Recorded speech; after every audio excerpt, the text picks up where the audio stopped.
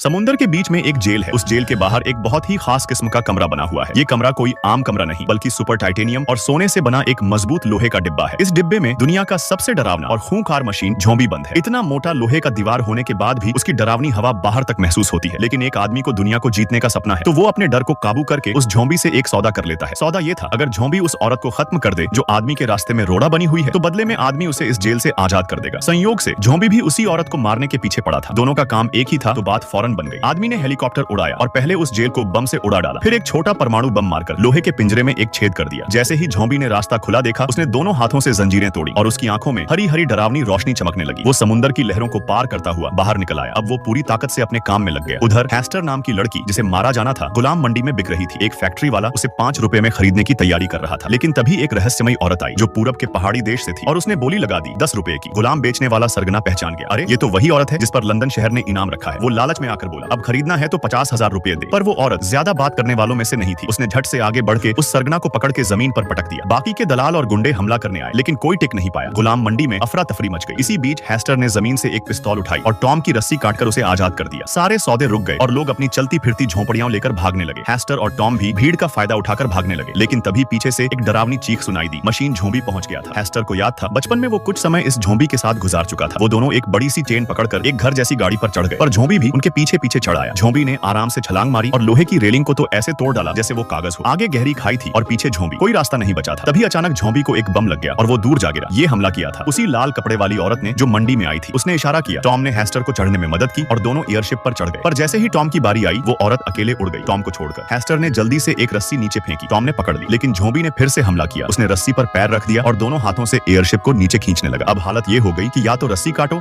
या टॉम की जान जाए। वो औरत हेस्टर को चाकू देती है। हेस्टर ने खुद फैसला नहीं किया, चाकू टॉम को दे दिया। टॉम ने बिना सोचे समझे रस्सी काट दी और नीचे गिर पड़ा। ज़ॉम्बी ने सोचा, अब मैं कैसे पीछा करूं? तभी उसकी नजर पड़ी एक पास खड़ी हाइड्रोजन वाली हवाई जहाज पर। अब हेस्टर और टॉम को एक आसमान में तैरते शहर स्काई सिटी में ले जाया गया। वहाँ लाल कपड़े वाली औरत ने बताया, मैं तेरी माँ की दोस्त हूँ। मैं पूरब के पहाड़ी देश से हूँ। हम लोग शांति से रहते हैं, खेती किसानी करते हैं। पश्चिम के लोग तो लूट मार में लगे रहते हैं। सैकड़ों सालों से हमारे देश को हथियाने की कोशिश कर रहे हैं, पर हमारी बनाई दीवारों को कोई नहीं तोड़ पाया। और अभी हाल ही में हमें खबर मिली है, लंदन का राजा वैलेंटाइन ब्लैक मार्केट से भारी मात्रा में हथियार खरीद रहा है।